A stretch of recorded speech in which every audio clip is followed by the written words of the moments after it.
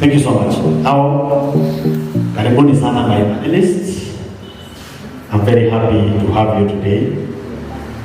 I believe that what you're going to say will impact our audience, both our online audience and our physical audience.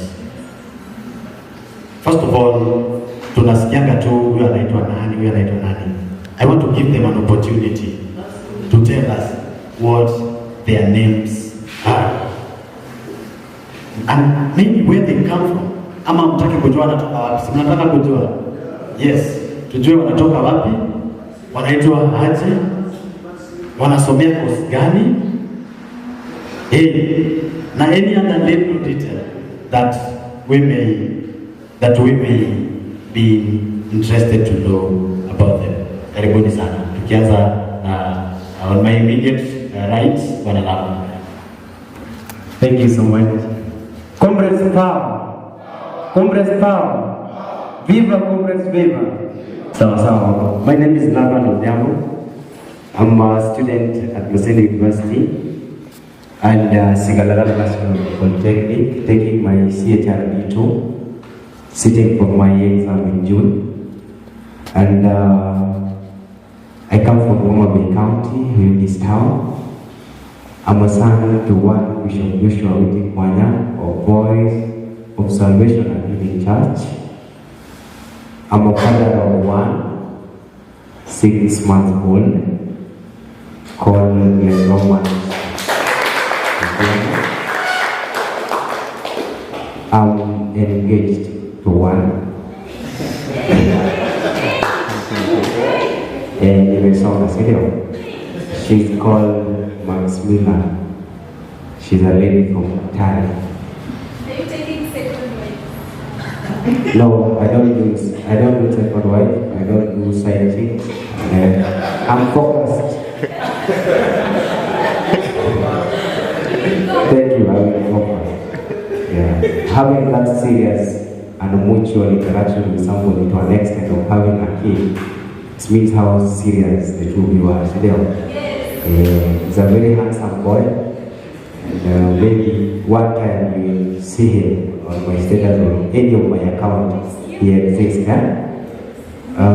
So I was one of the SOMU aspirants in the last elections, and by the grace of God, we are here, we are planning, and we will still meet come next semester. Comrades power. Yes, it is never too late to start over. It is not over until the will of God happens. We plan as humans, but it's only God who has the final say. And I can also tell you willingly that it is not too late to be whom you always wish to be. It's not too late. Mine was not easy because on that day of delegate election, that night, so that the following day we have the election of the aspirants, who am one of the aspirants. That night, my girlfriend was undergoing CS operation at Mission Hospital. So you can imagine how hot and hard it was, but I'm still strong till now. I was just doing my introduction, and we still interact. Comrades power. Power. Comrades viva. Viva. I love you guys. You love me back? I love the spirit. Now, Mudongo Morris, a man of 2 counties from Homa Bay and Sky. Born in Homa Bay, raised in Sky County. A student of Maseno University, doing planning and architecture from that school. I was once an aspirant for the position of chairperson, and we are still there. I know one time we shall realize our dreams. I love interacting with you. And I'm really blessed to be here today. Thank you, Mics and Voices, for creating this platform.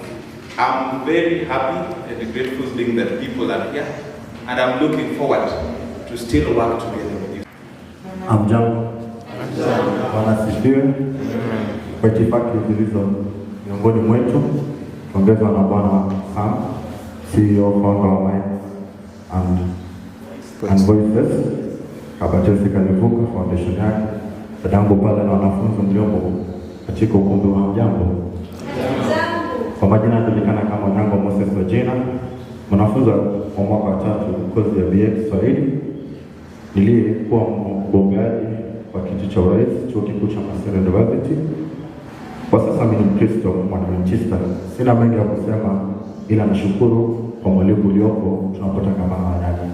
Nashukuru. Thank you.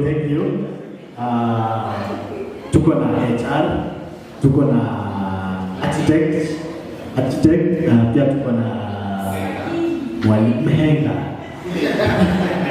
That is so interesting. Thank you. Now, you know, mostly tunaonanga viongozi, we normally see leaders are very serious people, wanakuanga tu professional in suits, but they are also human beings. They have hobbies. They have girlfriends.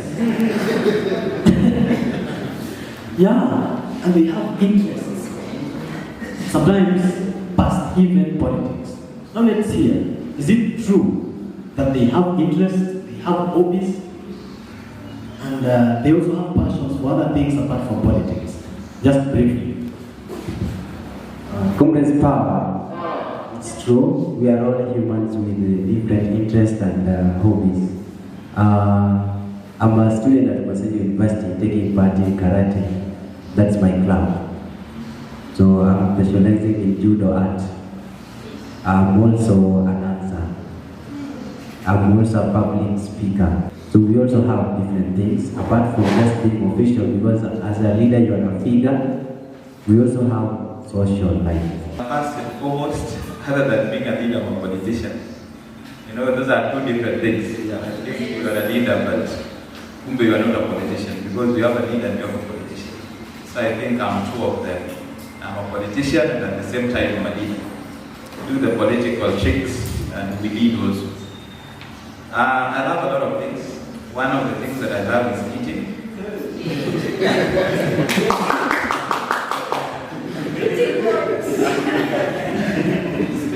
Since I joined Maseno University in the year 2022, I think I fallen with chapudeng.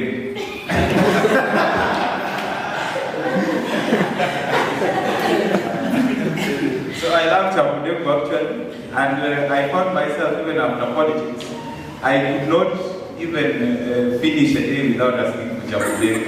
Even today I had to take it before coming.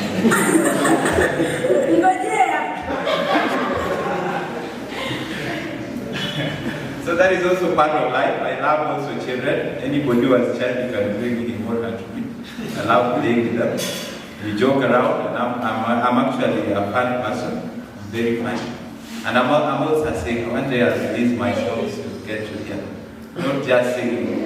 Lakini tuna wimbo zile za kuabudu Mungu. Je, sisi pia ni tunaabudu Mungu? Oh, you want to know my marital status? Yes. That is not a problem. I'm single.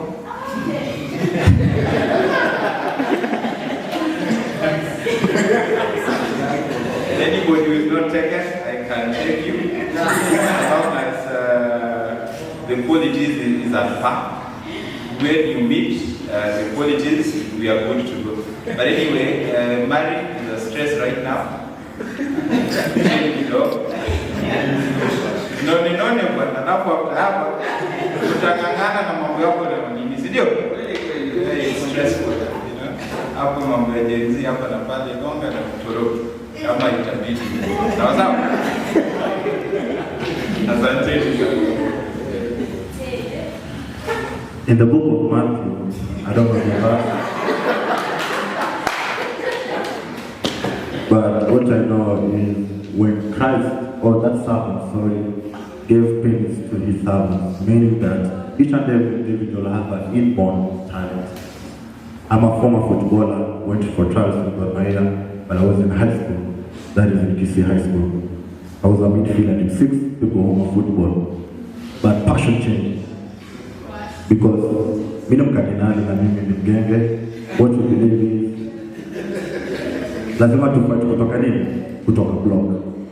So I'm a footballer by passion, by talent.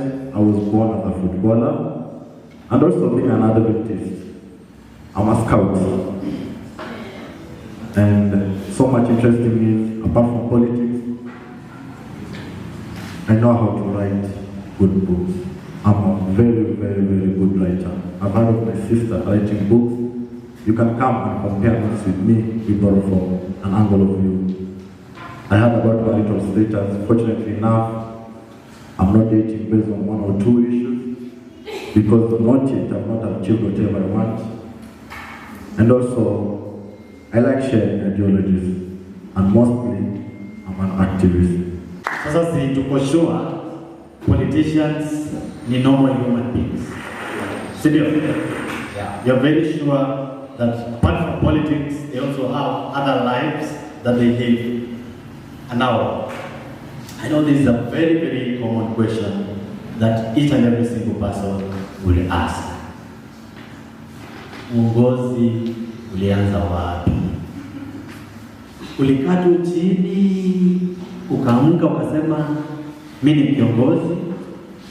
Did you sleep, wake up and just started becoming a leader? Or how did it start? Uongozi ulianza wapi? And you are a leader, yes, we can see. What are any other previously held positions ever since? Apart from hii ulijaribu na ukakosa, pengine ulijaribu ukakosa, lakini in the past maybe kuna zile positions umewahi hold. And then the third question is that what are the ideals that you uphold? I believe you'll be able to master the questions. Uongozi ulianzia wapi? And any previously held position, and then what are your ideas? Start with you now. Thank you so much. Everyone on earth is a leader. You are a leader at your own level. If you can make decisions for yourself and you do something, then you are a leader. Back home in my family, I'm a leader, though I'm last among boys, but I feel like I'm a leader, looking at myself. Secondly, leadership, I started back in primary school. I was the timekeeper by then, a bit cheeky, but by the grace of God, we made it to high school. In high school, I was the class prefect in Form 1. Form 2, then I was the timekeeper again. In Form 3, I advised as the vice chair, administrative affairs. Then while I was in Form 4, I was the school president. I was actually the person who solved the case when my brother here poured porridge on, who was actually the head HOD, alikuwa na my issue. So by then, he was the CU chairman and I was the school president. So, uongozi tumetoka mbali. I believe in activism, integrity and teamwork, of growth, togetherness. Where a problem of one is a problem of all. Just like we always say in university that comradeship, but at least it is dying, the spirit is dying slowly. I believe in teamwork. As a manager, I'll be managing employees of a particular company. If we don't work together to avoid goal blindness, I just believe in involving everyone in decision making or in achieving a particular goal. When it comes to leadership, it started a long time ago. Number one, I'm a leader of myself. That is number one. It means before I do anything, I must consult myself. And I ask myself, is it the right thing to do? Is it the right time to do? Who is the right person? Am I the right person to solve my problem? Number one, the leadership starts with you before it goes to another stage. I think my political career, other than leadership, started from primary. Because as I told you, politics and leadership are two different things. As we can see, even how it is portrayed in our country nowadays, today, our leaders are more political than having leadership in them civil. So it means politics and leadership are two different things. So one, I started my politics early in primary. And you know me, I'm a good boy. When I somewhere, you can't even realize I'm someone. When you join first, So for someone to realize this person can do this thing, it takes you time. Because you first go somewhere, you look at how it is. So when I started my leadership as a class rep, long from class 1, class 2, class 3, class 4, then class 5, I never wanted to be there because I was planning to come and fight the school president of primary at our mixed primary school in Siaya County. So when I said, I want to change, I love it when I'm doing unique things, people used to go for president at class 7, then they finish at class 8. So I said, this time I want to bring some chokozi kidogo nisikia watu wanasema. Then I went for the presidency at class 6. Then when I went there, the head teacher was like, you are a class 6, you cannot lead class 8 and 7. And I looked at her and I told her, madam, it cannot happen with me. Is leadership in the class that I am? Is it in class 6 or class 7? Then give me that thing, They wanted to push it so that it go on, because then I told them, we go on the ballot. We were at the ballot, 2 of us. I can remember it's called John Onyambo, is also in Most right now. We went with him on the ballot, and I won with a huge margin, and at that time it was in class 8. I got, I still remember, 302 votes. He was following me with 104 votes. And you can imagine how the head teacher congratulated me, and I was actually a leader from that time. Not just a leader, but how people view you. How you handle class 8s, how you handle class 7s, and how you handle even the class 6 and the people below you. It took me time, and I got out from Alor Mixed as the best president, and I received an award from my head teacher, and my deputy also, Mr. Mbai, also really congratulated me, I still remember. That was a story of my leadership at primary. When I joined high school, I don't know what is in me actually. When we went into high school, I'm a student of Lions High School. I can remember when I joined there, I got a principal called Madam Delina Okech. Was a very harsh principal. And he could beat a huge man like she's fighting a fellow man. So when I got there, we were really fearful about the Madam Principal, Akiongea, you might think ni mwanaume, ila alipewa tu kipawa cha uongozi. So when we were there, we are like, this woman, what is wrong with her? Anatupigia kelele na sisi ni wageni, tumeingia. Alafu sisi tunachili, Me personally, nikiendanga mahali hata mtu hawezi jua naongea. Hata mtu hawezi jua nasemanga nini. So when we got there, I found Madam Principal, then I was too soft actually. Nakwanga soft. Hata ukiniangalia, sio?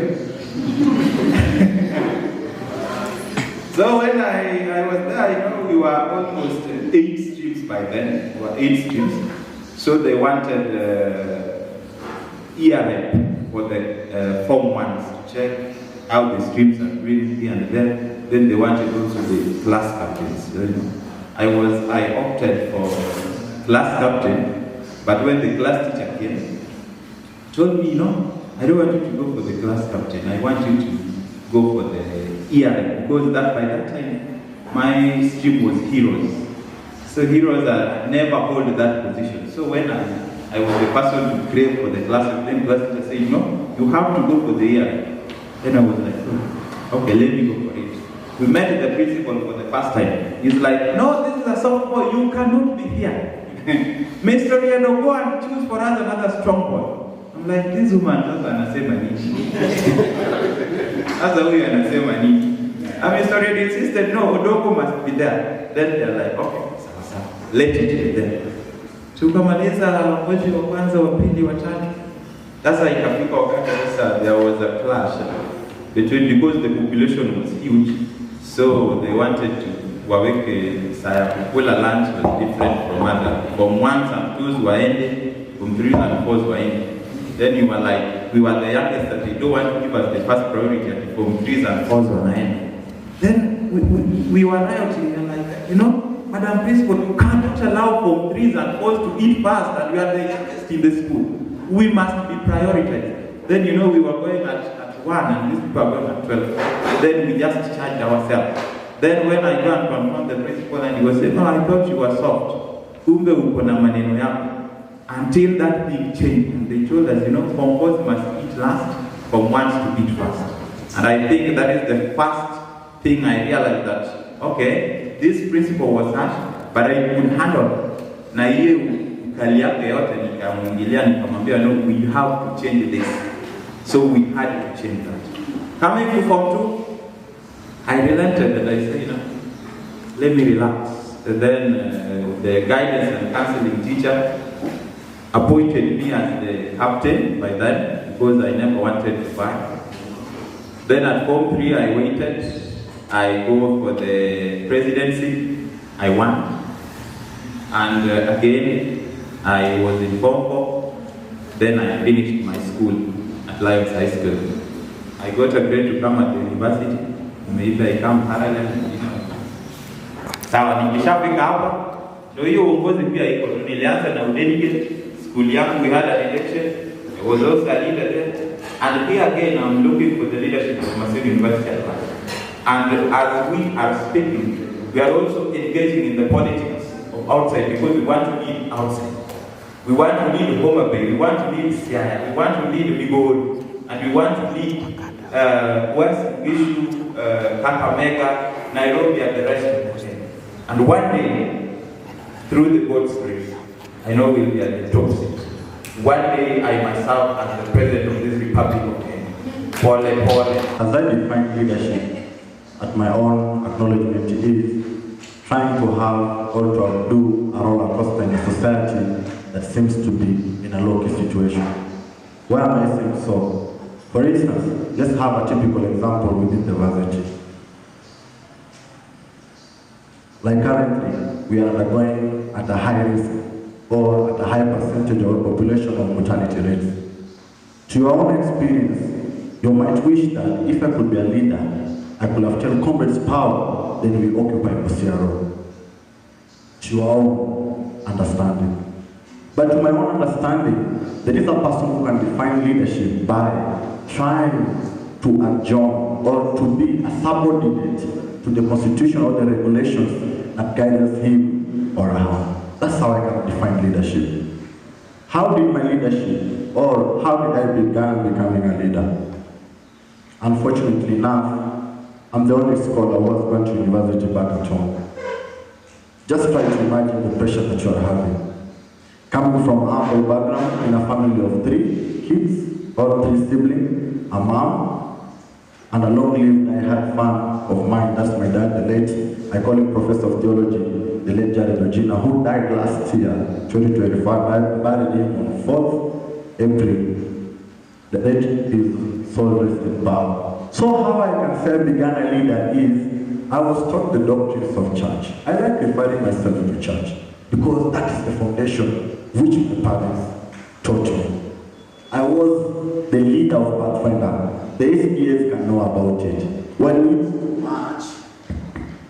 we used to march, I could be the front guy leading the boys. Then there is a cute lady I can remember, hi to her wherever she is, a Kamba lady known as Faith. She could be on my other right hand. So whenever we used to march, I was feeling like I need to outsmart Faith. Because, so unajua watu wadolewa gani affect watu tukikuwa kwa hiyo mambo na makampori, manini.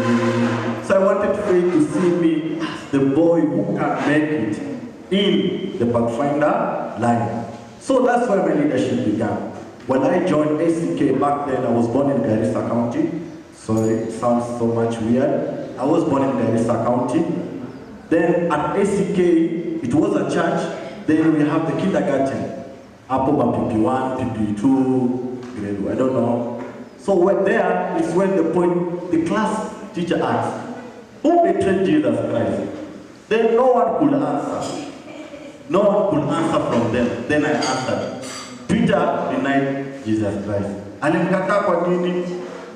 Alimkata, I never had a good question to give or to answer. Because I said Peter denied him because my father used to teach me the doctrines from the Bible. So the teacher told me that Moses, Regina, let you be the class representative. My first primary school, same in Garissa County, I went to an Islamic school by the name of Abu Baida Academy. being the only Christian among 57 Islamic or Muslims in a class. So I was the only odd one out doing CRE, then doing IRE, if I'm not wrong. So just imagine that pressure. And I was good in Kiswahili. Uwiji wangu au uelevu wangu katika lugha ya Kiswahili au ufasaha katika lugha ya Kiswahili ilianza back then when I was in primary. So there was this question I can remember. The teacher asked in class, uwingi wa nguo ni nini? Uwingi wa nguo. Nobody could answer the question. Then I said, since I was told, sijaisikia manguo. Even back at home, my brother used to tell me, nilete hizo nguo nifue, and they were in bag. So I raised my hands and told the teacher, Madam, I can remember, Madam Pamela, teacher Pamela, wingi wa nguo ni nguo. Then the Muslims laughed at me. How the fuck is you? They talk their language, I couldn't understand. So I used to look back at them and say, gosh, oh my God, I'm under pressure of Muslims. Then the teacher said, in your Islam word, he couldn't call that, now quoting, you are all fools. Only he can understand the wingi wa nguo ni nguo. That is where I began again becoming a classroom. I never vowed to become a student leader in primary. I never vowed to. Because I was like, in the school, the best student who could win or could top the constituency within Garissa was always a Christian. Then unfortunately enough, alikuanga jirani yangu by the name Isaiah Oguta.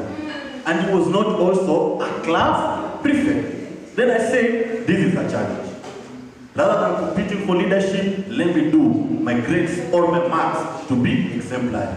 I passed, but I never managed to be the top student. But I became top 5 within the constituency. I was to join Alliance High School. Remember, I was playing football. So, to learn a tournament, I could do Garissa. My life revolves in Garissa. Apo mwalimu nasema ni ta ta ta ta. But that day there was no ta ta ta. It was a peaceful moment. We used to play football.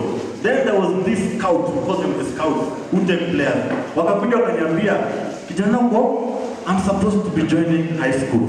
So unaweza kuja uende uchezee shule fulani inaitwa Mangu. Nikamuuliza Mangu iko wapi, because I was so much docile and so stupid I couldn't know even about the Mangu. Because my life evolved in Garissa. Nikitoka Garissa, naenda Mombasa. Only those are the places I could go. Then I said, no, let me compare the notes with my dad. After joining, I joined Alliance. Sikusoma Alliance. I only studied for 6 months. Then I was transferred by those scouts of football. Nikapelekwa back then in a decimal school in Oyugis, known as Mititi High School. Nikajoin huko at Form 2. Guys, when I joined there, it was a school which is at interior. Because football was the business that took me there, I said, let me venture into football so that I can make it in life. When I entered Form 2 at Mititi High School, something that was so much funny, it was one of my society or one of my clan, let me say my uncle was the principal of that school. So when he joined me, he said, this time round, we must beat schools like Agorosare, we must beat schools like Beta because we have a good player. Sendikomi school, sema kutamaniwa na wasichana. David Ladies was like, who is this boy? I used to play very nice. We got Form 2, the team that we had, they used to smoke bang. But vijana walikuwa naiva. We had 4 lawyers, I can remember, 4 lawyers and 2 lawyers and other cases. They used to smoke, out of the 11 players, 8 of them used to smoke bang. So like I was, ikifika dawn, tumetoka dawn, we are going to your 6. Tunakimbia pale kwa uwanja, then after running, they go and smoke some weed. Guys, I was motivated to smoke the weed. I was motivated. Jumbona nasema hivyo. We used to play with a team known as Homa Bay. I cannot remember the name. The team came to our school. Wakatunyorosha 7 league. So kutunyorosha 7 league, the principal was like, wewe Gina, midfield nini? Imetoboka juu yako. So when the guys came to me, they tell me, you know what you kid? If you don't smoke this weed, bana tutakubana utacheza. And imagine I was in Form 2, hakuna mascout anaweza kuja huko back to the interiors to come and look for you, to look for another school. I was motivated to smoke the weed. So one day, nikaruka fence. I still have the mark. This is the mark. We talk of reality. Niliruka fence, tukastop kurudi.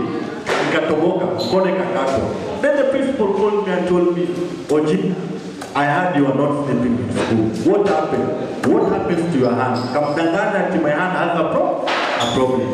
But I can remember the only subject I used to pass alone was Kiswahili and history. Ikafika wakati wa suspension. Imagine my dad is called telling that your son is smoking bar. So you know my Kiswahili teacher, salute to you, Mr. Reynard, wherever you are. Akakuja kanitetea akasema ukipeleka mtoto nyumbani. And I used to perform, I was a top 2. Mkipeleka mtoto nyumbani na tunakaribia more, how will life be? They tried to negotiate. Imagine my uncle never wanted to listen to me. So the teacher sat down and said, no, let us put this to be a leader.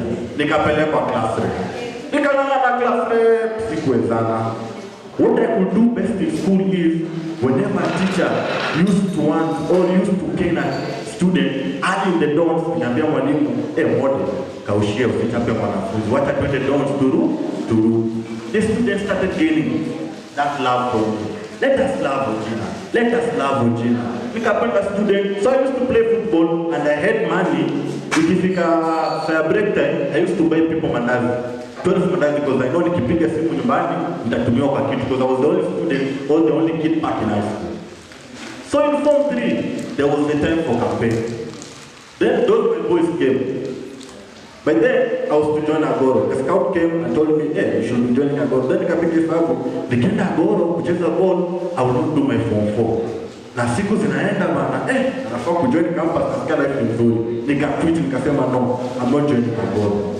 So when the time of campaign reached, the student told me that we're there for president. Fight for the presidency. Campaign itakuwa ngori. Na vile tulishikwa na skandali ya sisi tumevuta ubito, itasumbua. Itasumbua sana.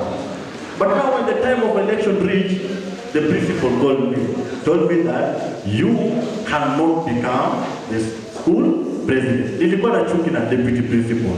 Deputy principal used to come and wake us early in the morning. Badala kwa kisha light, na unyo upatikane kwa bed, and I used to sleep naked. I'm sorry. Nilikuwa nalala na boxer peke yake. So hiyo kiboko nilikuwa nalala kanda dirisha kanda mlango. Akiingia tu block B, number 1 kupatikana ni nani? Ojina. Anaweza nishana hapo mavibogo before he goes to the next bed. So I felt bad and said, wewe nikikuwa president, utati. When the elections came, I was an aspirant to the seat of environment and welfare. So I felt bad that, mbona sijakuwa president napeleka kwa environment. So I had taken it positive. That's how my leadership began. When I joined in campus, that is I was in first year. When I joined in campus, my godfather who ushered me into politics by then was, how many do you know Morgan Okoth? Morgan, Chendi, and Akinaroy. Those are the people who initiated me or who give me the inspiration of becoming a leader. When I joined there, I can remember it was time for Victor Moro.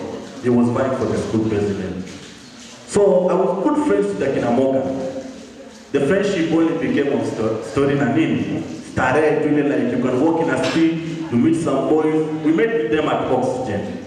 Then meeting them with them at Oxygen, they dissed a lady in Luo. Then I laughed. After laughing, they said, Kareboy ni Jaluo. This guy is a Luo. I went and shook their hand and told them, I'm a first year, I'm in Museno, I'm Ojina. That's how friendship began. Ikifika wakati wa siasa, they told me, bana, tunataka uanze kupiga ground. Help us so that Omono Victor can win. Ikapita hivyo. When Elisha time came, we also did the same. So to them, back at me, sikuwa na interest ya kuwa student leader. Get me right, my fellow. I had no interest of becoming a student leader. The interest that I had was one day, one time I graduated with the first class honors. Nilikuwa busy sana na class. Busy sana. To those people, it's only unfortunate my fellow comrades are not here, my fellow classmates. Nilikuwa nakaa mbele and I was the only student in 2022 first year typing using a phone of all the classes. Hawakuwa wanajua IT, mimi ndo nilikuwa mtu wa IT. So I used to sit in front and typing using the phone. Then the teacher used to ask me, young man, you are an intelligent guy. So the politics, being a student leader, that passion began from my godfathers, who is Morgan, Teddy, and Roy. So from there is when I started gaining the energy of wishing to become a student leader. 1 month after the election, immediately they realized it was not them who was elected. How was that moment for them? I don't know whether you were texted by a friend, called, you know what, and how did you receive that message? Where were you by that time? Yeah, so briefly, Wanalaban, kindly, under a minute.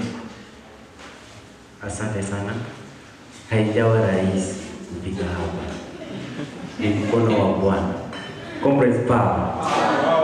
Yeah, during politics, you lose friends, you gain new friends. There are those whom you never expected to go support someone else when you are an aspirant. After politics in Asia, you come back as that friends you used to be. During the politics, majorly, I never had senior student mostly, of the big names. I was using these high school friends and some other friends and neighbors. And then after politics, of course, with the heartbreak and the loss of, I'm a poultry farmer by the way, thinking that niliuza kuku karibu 50. And I'm only remaining with 2 weeks, 3 weeks chicks. Hakuna hata koka hata moja. Then you fail to achieve the goal. It wasn't easy. I felt like I should not go home. When I received a call from my elder sister, who was the former KCA University president, akaniambia, bro, you know me, nilichapana na wanaume and I never lost it. That was on a Sunday. The delegate election day, Monday. I ran out of cash. Nikaishiwa kabisa. That day, even somebody you've never known, you've never talked to, could call me and niambia, Laban, umechukua hii kitu. Hii ni yetu. Like hii, man. So the only thing I could see is me being a SOMU chair. Only that. Then we had that night. Ikifika 6, I'm called by the doctor, like, my friend, you need to sign somewhere so that we can start operation. The mother is like, ukiua, unilete maiti. So I was like, delegate, you go now for meeting. I'm having my team members. I've never exposed to anybody. Zoli Chalajuma, who knows that my girlfriend is in the hospital. And to the team members, nawaambia, kuna delegate mwingine nilienda kuona hapo usi. So nakuja tu. So I'm having 2 things that night. And then inafika saa 7 usiku, a friend is calling you, Laban, tuko na wewe, unajua kesho we are voting for you. It was very disheartening. The good news I got after the result, your time when I celebrate, napigiwa simu that your girlfriend has delivered a baby boy. So I went up there to celebrate my way, not down.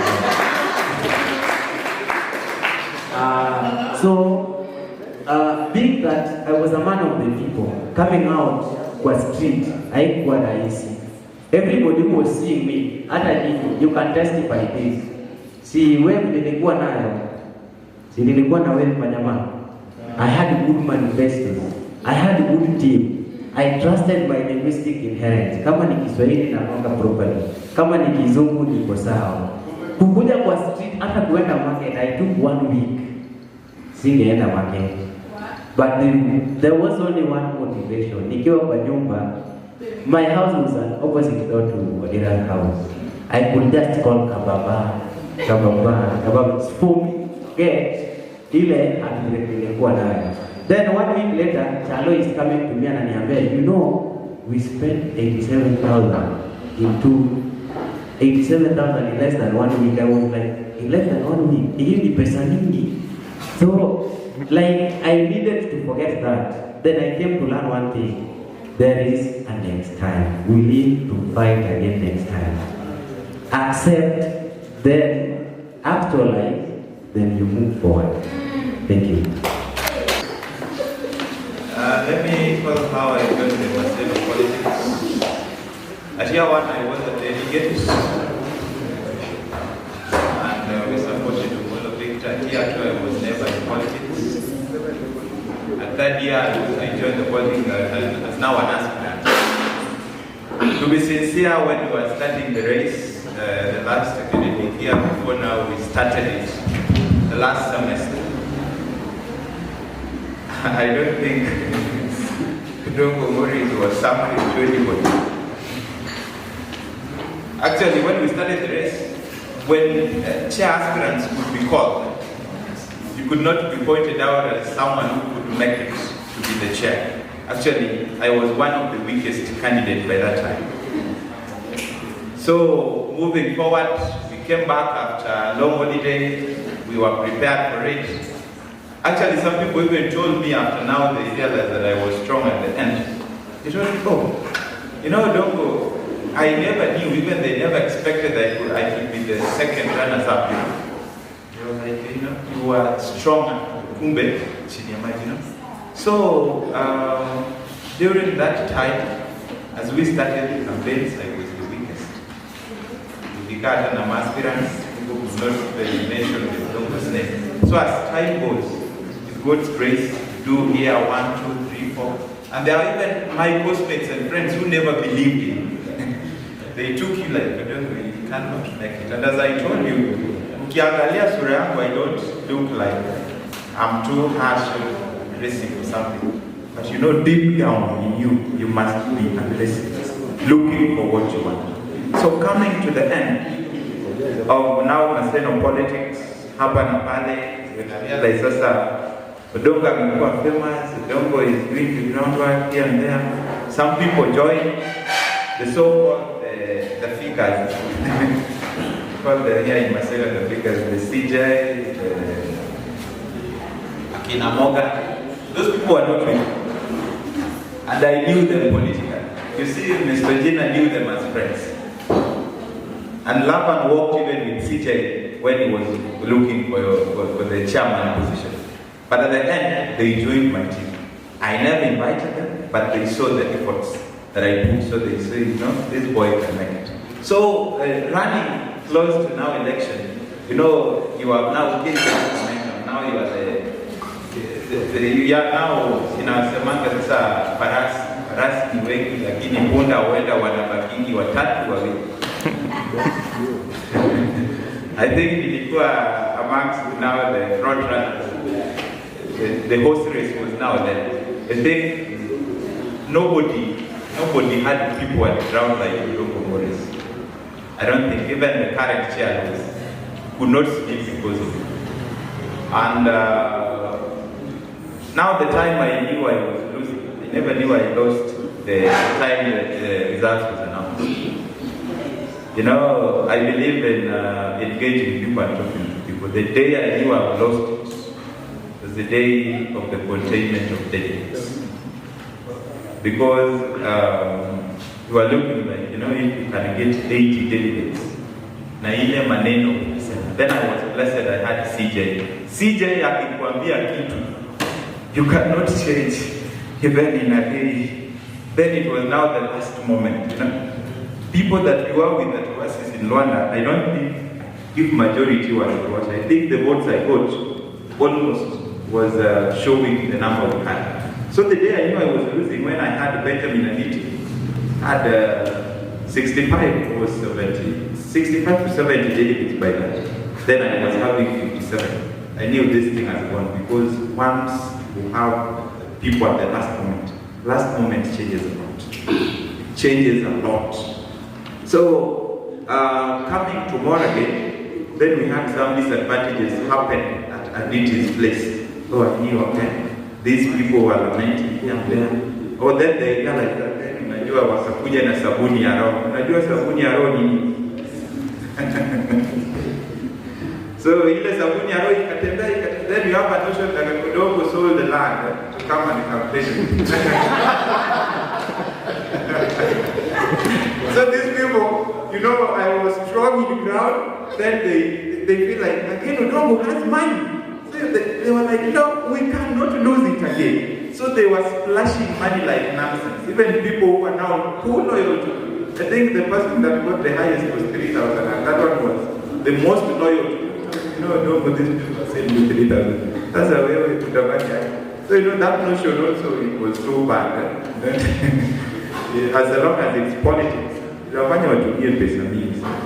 But that went like that. So by the time they were announcing it, it was not a shock to me.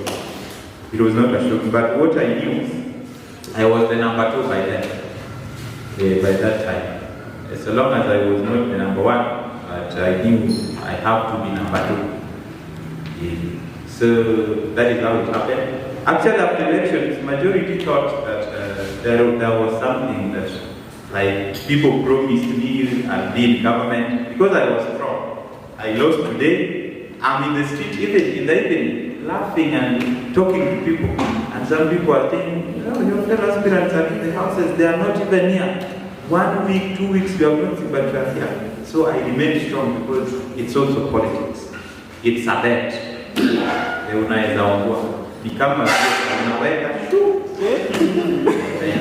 So as a politician, don't take it to heart. Don't take it to heart. Because, you know, this was also my first time failing in my political ambitions. I've never failed. So when I failed to be the chair, it never took me too bad. Because, you know, nilishazoea that day, 2 days, 1 day election, because I never had the majority. So next time for people who are wishing to buy, that's a year where you got you buy. Did you sell land? Wait. Did I? Sell land, the land. Did you sell land? The land. I sold 10 acres. Yeah. But anyway, I never sold the land. So that's why so kidogo unauzia shamba hili. Hata kama ubunge ndio naendea na siwezi kuuza shamba, that is nonsense. Okay, let's wind up. I would request that you be a little brief because of interest of time. Thank you. Let me be a little bit brief. To me, I'm a gambler. And once as a street boy, you always live like a street boy. I was like vying for SOMU. Whether I win or lose, it had no effect to me. But the more important or the more productive issue to me is if I could win, it could be a simple calculation for me to be an IMCA back at home. That was my aim. And also at least to change the facilities that are within the valley. But what I learned in politics is loyalty to all my friends who are here, those people who are listening. I want to leave with a proverb which says, loyalty is not a commodity in line of business. When it is business, we talk business. So for me, vying for SOMU chair, I was like, whether I win or lose, it's okay, it gives you an experience.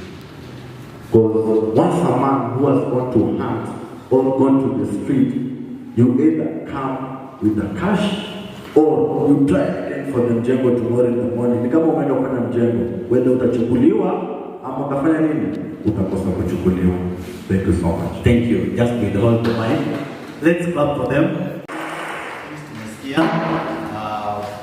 What it took them to vie for the position and life revolving around it.